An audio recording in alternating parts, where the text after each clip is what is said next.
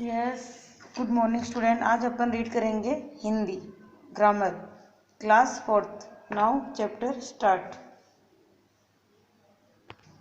ये ग्रामर पुस्तक है और चैप्टर फर्स्ट है भाषा और व्याकरण, लैंग्वेज एंड ग्रामर। पहला है भाषा। भाषा वह साधन है जिसके द्वारा हम अपने भावों या विचारों को दूसरे तक पहुंचाते हैं अथवा लिखकर प्रकट करते हैं। भाषा के द्वारा ही हम दूसरों के मन के भावों या विचारों को समझते हैं। मतलब अपन एक दूसरे के विचारों को समझना या बताना, ये एक तरह से क्या है, भाषा है। क्योंकि भाषा के द्वारा ही इंसान एक दूसरे के विचारों को समझ सकता है, अपने विचार बता सकता है या उसके विचार जान सकता है। केवल मनुष्य ही एक ऐसा सामाजिक प्राणी है जो अपने मन के भाव व विचार बोलकर एवं लिखकर व्यक्त कर सकता है।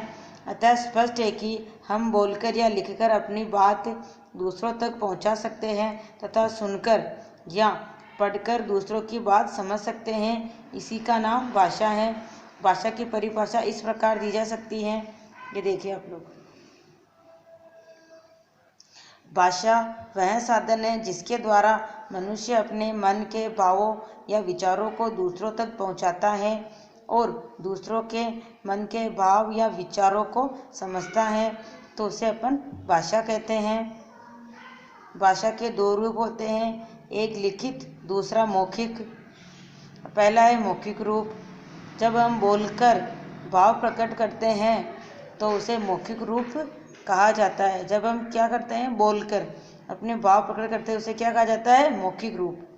मौखिक भाषा का प्रयोग सबसे अधिक होता है। जब दो व्यक्ति आपस में बात करते हैं तब वे भाषा के मौखिक रूप का प्रयोग करते हैं। टीवी पर समाचार, नेताजी का भाषण, मित्र द्वारा कविता सुनना, ये सभी भाषा के मौखिक रूप है।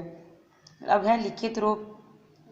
जब हम अपने मन के भावों या विचारों को लिखकर प्रकट करते हैं तब उसे भाषा का लिखित रूप कहा जाता है। लिखकर, जैसे टीचर बच्चों को पढ़ा रही है तो ये भाषा का कौन सा रूप हो गया, लिखित रूप। और फॉर एग्जाम्पल ये नेताजी भाषण दे रहे हैं तो ये भाषा का कौन सा रूप है, ये मौखिक रूप है, क्योंकि ये बोल रहे हैं, ये लिख रहे हैं। Yes, next. जैसे समीर अपना गृह कार्य कर रहा है, राहुल अपने पिता को पत्र लिख रहा है, सोनू अखबार पढ़ रहा है। बहुधा हम संकेतों के द्वारा अपने भाव या विचार प्रकट करते हैं, इसे सांकेतिक भाषा कहते हैं। जैसे ट्रैफिक पुलिस में वो भी सांकेतिक भाषा का ही प्रयोग करते हैं। जैसे छोटे शिशु का हंसना, रोना, चौराहे का सिपाही केवल हाथ के संकेतों से ही आने जाने वाले वाहनों को रुकने और चलने को कहता है। पशु पक्षी की भाषा भी सांकेतिक भाषा होती है, क्योंकि वो जो बोलते हैं अपन समझ नहीं पाते हैं, तो ये सांकेतिक भाषा है। जब व्यक्ति संकेतों से अपने विचारों या भावों को प्रकट करता है तो भाषा के इस रूप को सांकेतिक भाषा कहते हैं। जब व्यक्ति संकेतों से अपने विचार या भावों को प्रकट करता है तो इसे हम क्या कहते हैं, सांकेतिक भाषा। Yes, chapter start again. संसार में अनेक भाषाएं बोली जाती हैं, जैसे रूसी, चीनी, हिंदी, अंग्रेजी, जर्मन आदि। हमारे देश में अनेक भाषाएं बोली जाती हैं, जैसे मलयालम, हिंदी, बंगला, गुजराती, मराठी, पंजाबी, असमिया आदि। क्योंकि भारत देश में अनेक प्रकार की लैंग्वेज बोली जाती है, अलग अलग राज्यों में उनकी बोलियां भी अलग अलग होती हैं। अब है लिपि।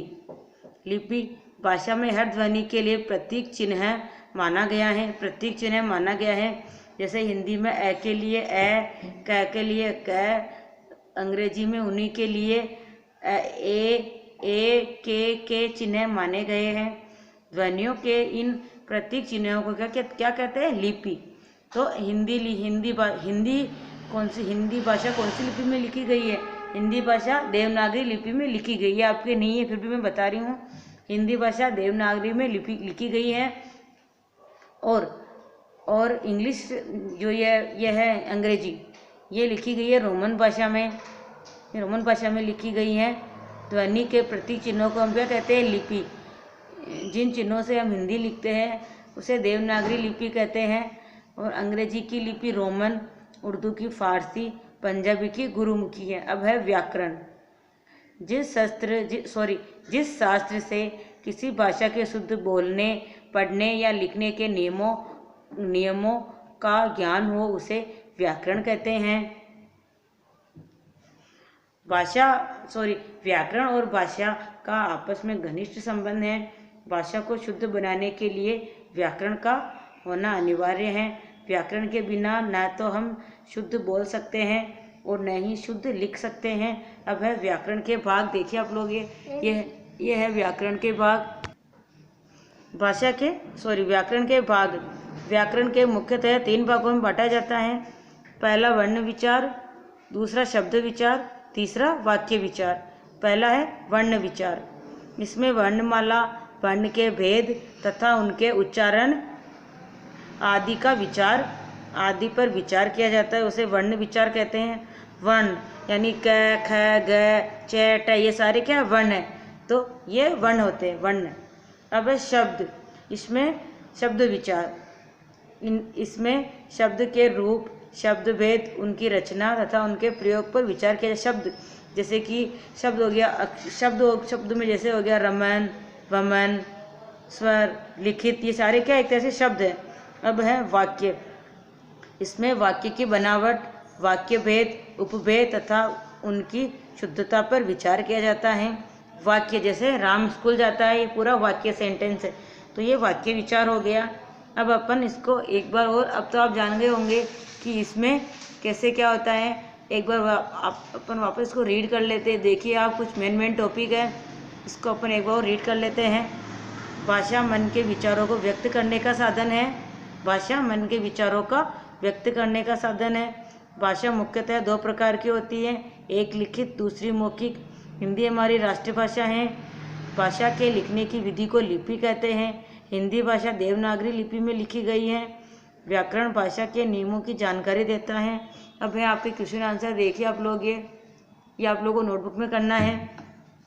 क्वेश्चन नंबर 1, भाषा के नियमों की जानकारी प्राप्त होती है तो व्याकरण से होती है, तो व्याकरण पे टिक लगा रखा अपन ने। भाषा के नियमों की जानकारी किससे प्राप्त होती है? व्याकरण से। भाषा के प्रकार कितने होते हैं? 2 होते हैं, लिखित और मौखिक, ये दोनों प्रकार भाषा के हैं। भाषा के लिखने की विधि कहलाती है, भाषा को लिखने की विधि लिपि कहलाती है। स्वर नहीं कहलाती, क्योंकि स्वर होते हैं, ऐसे यहाँ तक स्वर होते हैं, ध्वनि अलग होती है, बोली अलग होती है, तो क्या आएगा इसमें? लिपि। बोलकर विचार प्रकट करने वाली भाषा कहलाती है। बोलकर अपन बोले, जैसे मैं अभी बोल रही हूँ, तो एक भाषा का कौन सा प्रकार है? मौखिक रूप। क्या कहलाएगा? ये मौखिक रूप कहलाता है। इसी क्षेत्र विशेष में बोले जाने वाली भाषा कहलाती है मौखिक, क्योंकि इसी क्षेत्र विशेष में भाषा ही बोली जाएगी। ये देखिए आप लोग, ये आप लोग को नोटबुक के अंदर करने हैं। अब मैं आपको क्वेश्चन टिक करवा रही हूँ, वो आप इसमें टिक कर लीजिए बुक में, और इनके क्वेश्चन के आंसर अपने को लिखने हैं। भाषा किसे कहते हैं? तो आपको पेज नंबर पे मिलेगा, तो ये आपको पेज नंबर ये मिलेगा, आपको पेज नंबर 5 पे मिलेगा, जहाँ से फर्स्ट चैप्टर स्टार्ट हो रहा है। तो क्वेश्चन फर्स्ट, ये यहाँ से यहाँ तक टिक लगा लेना आप लोग। भाषा वह साधन है जिसके द्वारा हम अपने मन के भावों एवं विचारों को दूसरों तक पहुँचाते हैं, दूसरे के मन के भाव एवं विचारों को समझते हैं, वो भाषा कहलाती है। ये फर्स्ट क्वेश्चन का आंसर है। अब अपन करेंगे क्वेश्चन नंबर 2 का आंसर। ये देखिए आप लोग, ये 2 का यहाँ से टिक करना है, यहाँ से ये यहाँ तक 2 का है। हर भाषा, ये भाषा के हर ध्वनि के लिए प्रतीक चिन्ह माने गए, जैसे ए के लिए ए, क के लिए क, अंग्रेजी में उन्हीं के लिए ए, के चिन्ह माने गए। ध्वनियों के इन प्रतीक चिन्हों को लिपि कहते हैं। ध्वनियों के इन प्रतीक चिन्हों को लिपि कहते हैं। ये तो अपने को समझने के लिए किया है मैंने इतना, ठीक है ना। अब क्वेश्चन नंबर 3 करते हैं। व्याकरण किसे कहते हैं? ये आपके देखिए यही है, व्याकरण किसे कहते हैं, ये यहाँ से है 3।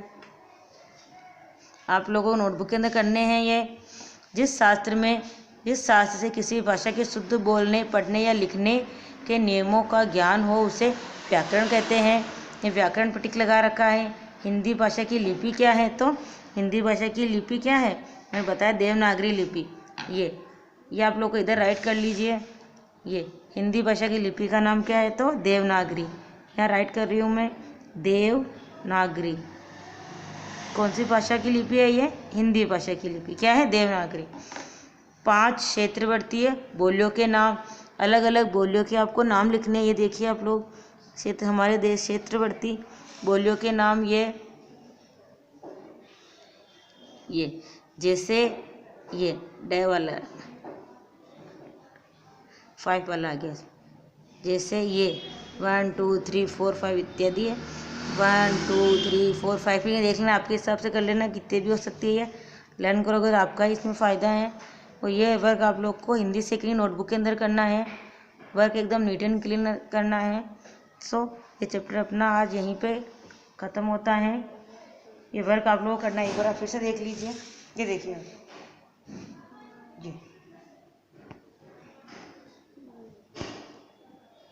ये देखिए वर्क नोटबुक के अंदर करना है। और ये क्वेश्चन मैंने आपको टिक लगवाए थे अभी जस्ट, एक बार फिर आप लोग देख लीजिए वंस अगेन।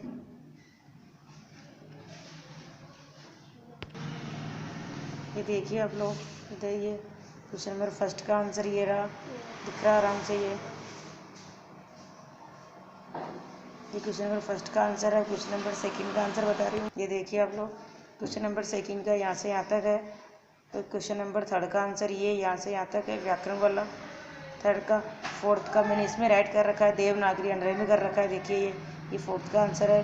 और फिफ्थ का ये ऊपर देखिए आप, ये बोलियाँ हैं मलयालम, हिंदी, बंगला, गुजराती, मराठी, पंजाबी, असमिया आदि। सो ये आप लोगों को आपकी नोटबुक में वर्क करना है। यस, तो अपना ये चैप्टर आज यहीं पर समाप्त होता है।